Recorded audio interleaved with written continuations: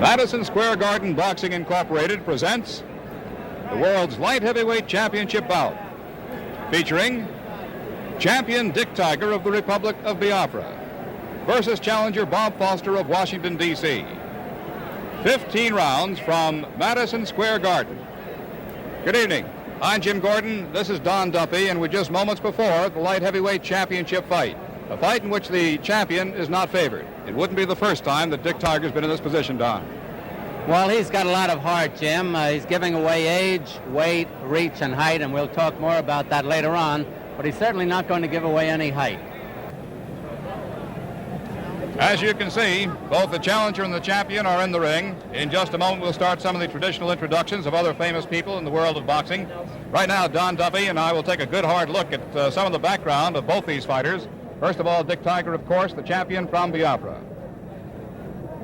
He's been through the mill many times. The question is now, what about the challenger, Bob Foster?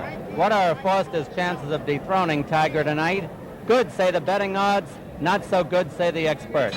But Foster has fine credentials. At 29, he's almost 10 years younger than Tiger. At 6'3.5", he's almost 8 inches taller. He's got the reach, 79 to 71, and the weight, 173.25 to 168. And he scored 23 knockouts. Now here's Johnny Addy. From Hoboken, New Jersey, Frankie Cyclone Nelson. Let's give him a nice hand. 80 years old. Frankie is 80 years old, by the way, 80 years old. Please come up very quickly as I announced him. Former lightweight champion of the world, Ike Williams.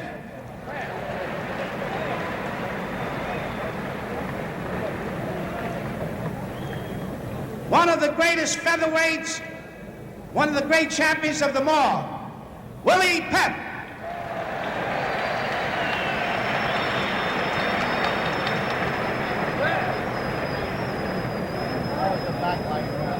Uncrowned welterweight king, classy Billy Graham. Ike Williams. Ike Williams on the left. Pep. Willie Pep.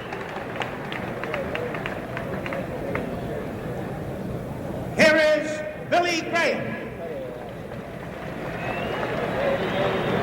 Former middleweight king, Jake LaMotta.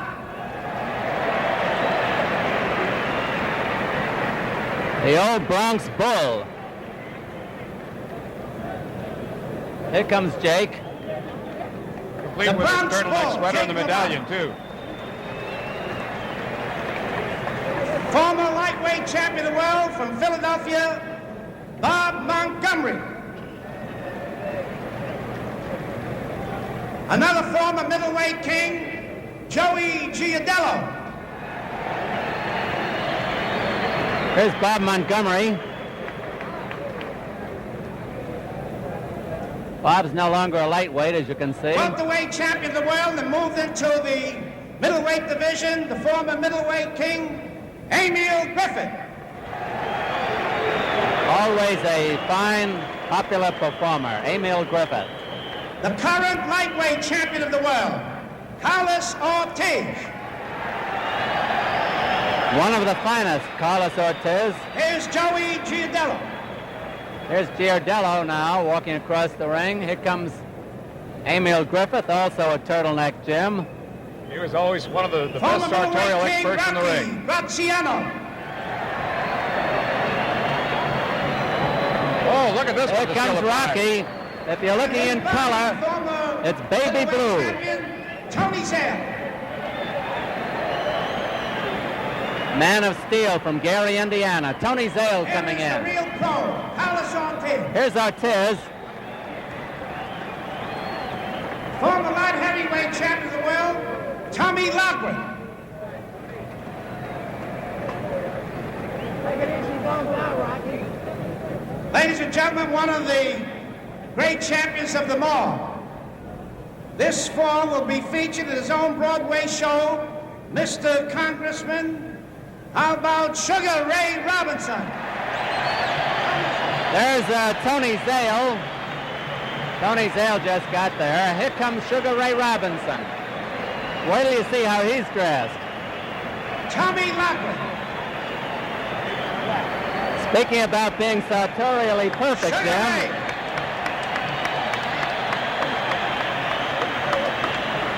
Jim, you used to call the races. What color is that? Don, it's the first time I've never been able to describe a color. It's not quite shocking, Peg. Ladies It's and more like gentlemen, startling. this It's time, beautiful. former heavyweight champion of the world, the Manasseh Mauler, Jack Dempsey.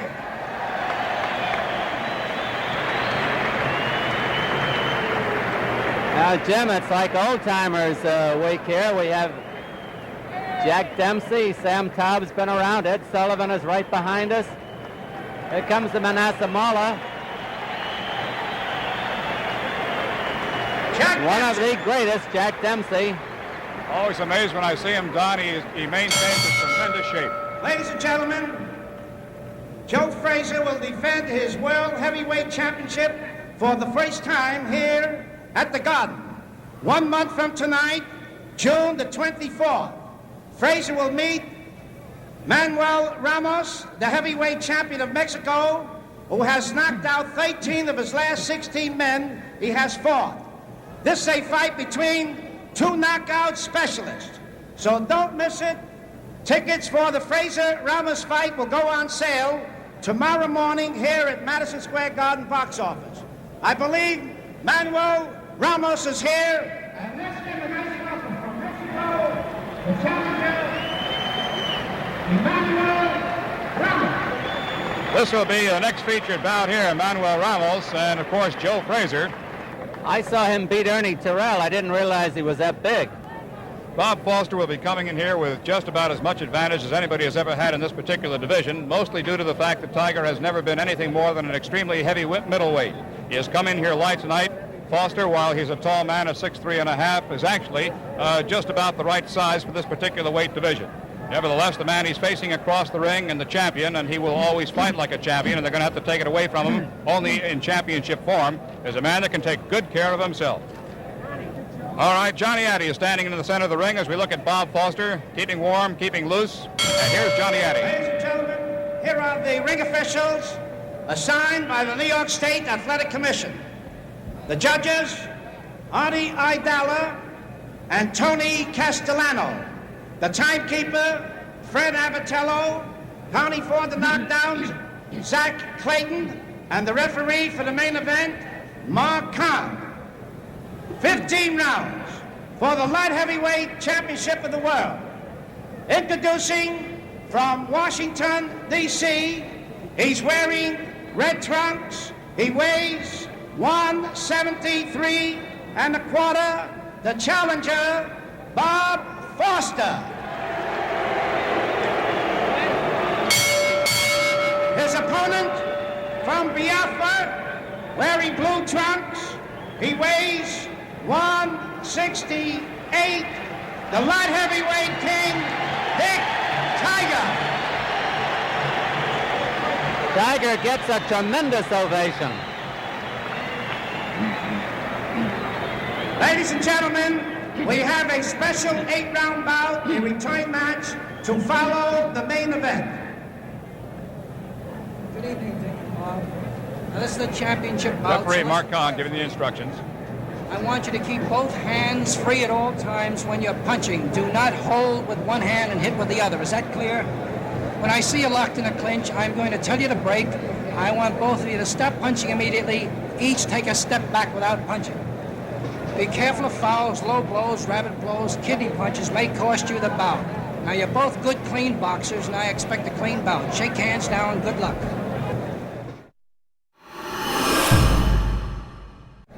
All right, they've completed the instructions to both fighters. The champion, Dick Tiger, weighing in at 168, 1/4 of a pound under his weight for Roger Rouse. The challenger at 173 1/4, Bob Foster. And for the blow-by-blow, Don Duffy. Thank you, Jim Gordon. Again, good evening, everyone. The scoring here in New York on a rounds basis. There's the bell for round one.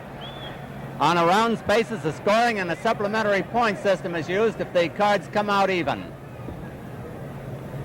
They're wearing 8-ounce gloves. The mandatory 8 count is in effect. If a man is floored 3 times in a round, he is considered knocked out. And if a man is floored at or near the bell, the count will continue until he rises or is counted out.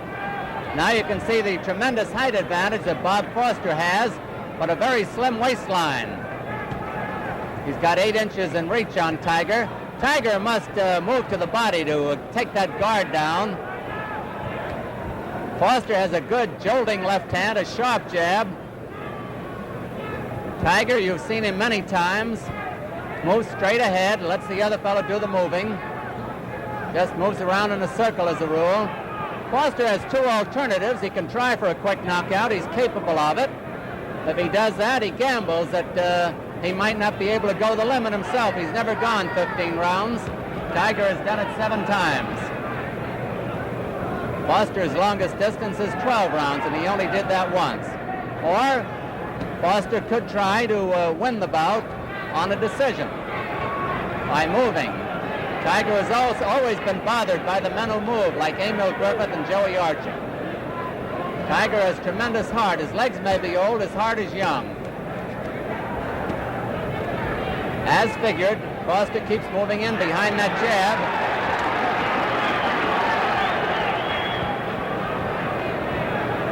Tiger is practically dwarfed under the bigger man, especially when he crouches. Tiger is good with either hand, the left hook, the clubbing right to the body or to the head. Foster's best is his jab and his left hook. 1 minute to go in the round as Tiger finds his taller opponent.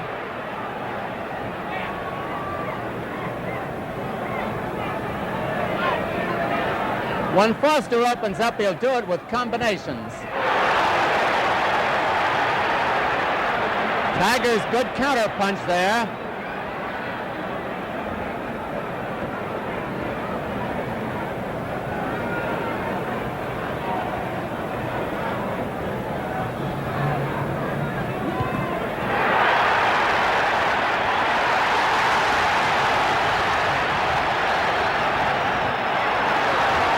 Tiger is carrying the round.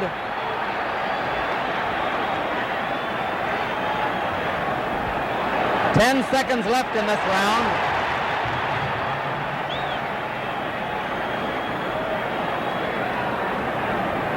There's the bell. Round 2 of this light heavyweight championship bout. Bob Foster, much the taller of the two, from Washington, D.C. Dick Tiger, a lieutenant in the Biafran Army, defending his light heavyweight title. Referee is Mark Kahn. It's hard to visualize a man fighting another man who was 8 inches taller, but Tiger did a good job in round 1.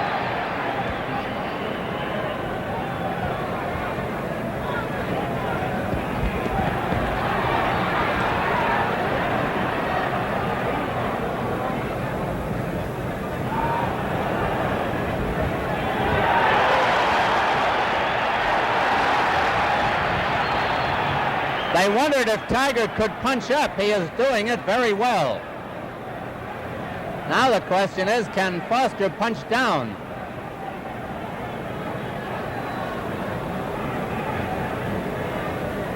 Two minutes left in round 2.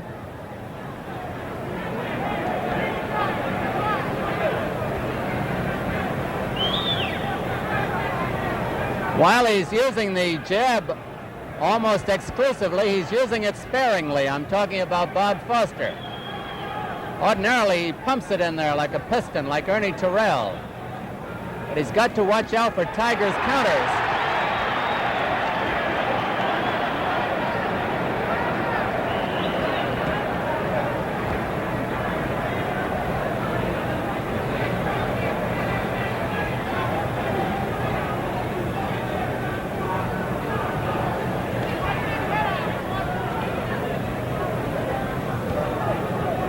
Those jabs are barely getting in on the nose.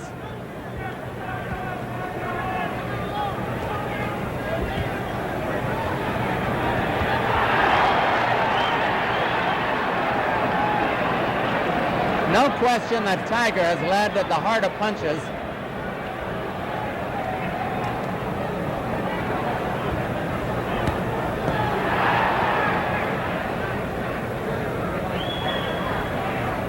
Both men are fighting flat-footed. Referee is up on his toes.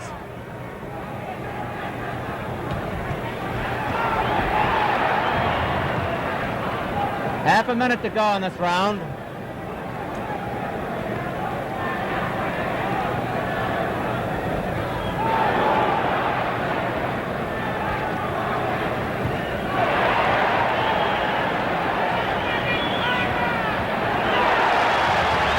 Seconds left in this round. Tiger putting on another surge.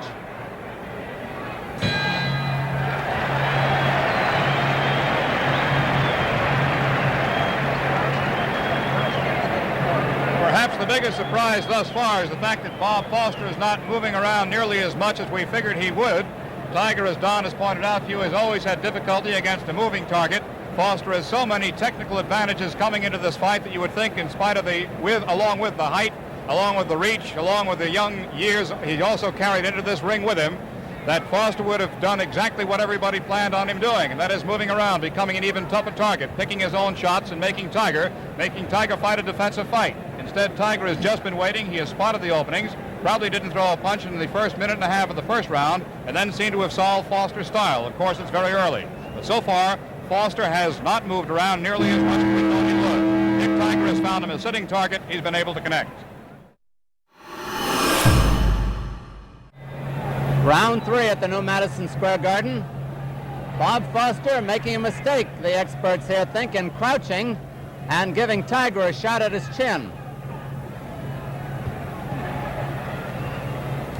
That's about the first time that Foster has thrown the right hand tonight.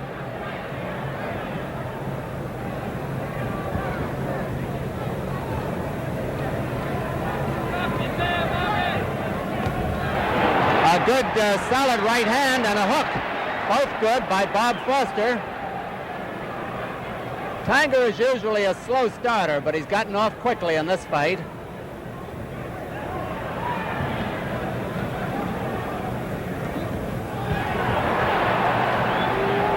Foster scored that left hook while he was slipping. 2 minutes left in this round.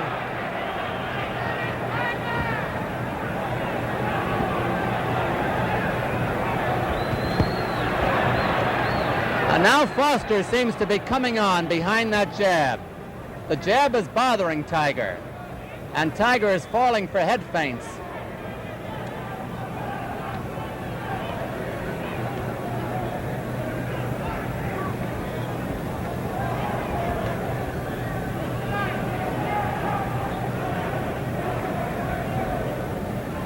Both boys are perspiring freely under the hot ring lights.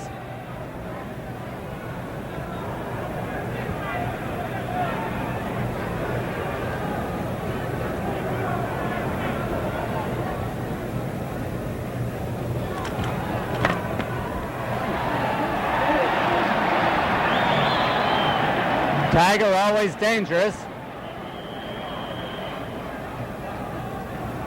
A minute left in this round. The ring must be very slippery. Foster looked as though he were ice skating a moment ago.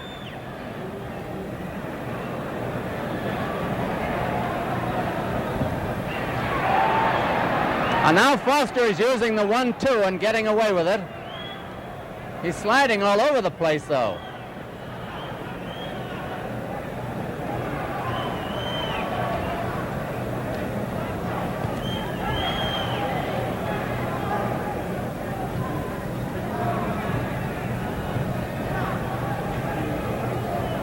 Foster has the reach 79 inches to 71, and he's making use of it now.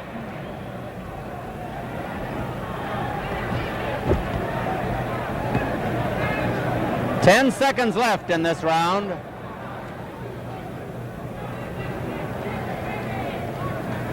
There's the bell. Round 4 at the new Madison Square Garden. Light heavyweight championship out. Dick Tiger on the left. Bob Foster, the taller of the two. The referee, Mark Kahn. Tiger took the first 2 rounds, and then Foster started to come on. Foster's long reach, long height Sharp, jolting jab are making him a tough customer now. He's hitting harder with the jab. And he is still slipping. They scrape the shoes of Foster between rounds. Let's see if it keeps him floating. Now that jab is starting to work on Tiger.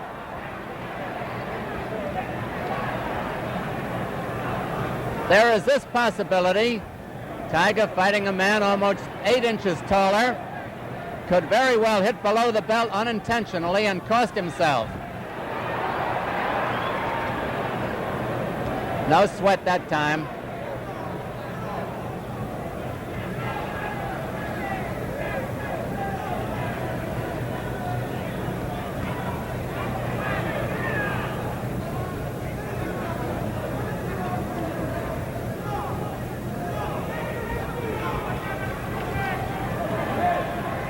About half the round is gone. Both men are perspiring so freely, they're making the ring surface very wet, and consequently both are starting to slip now.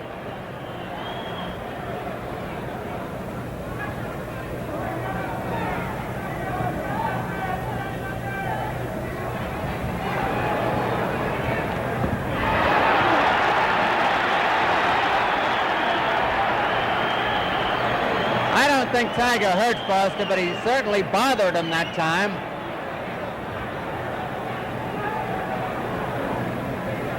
A minute to go in the round.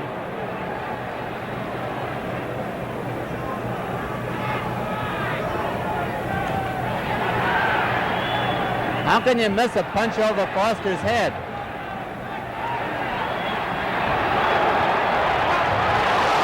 Tiger is down. Tiger down. 6, 7, 8, 9. He's not going to make it.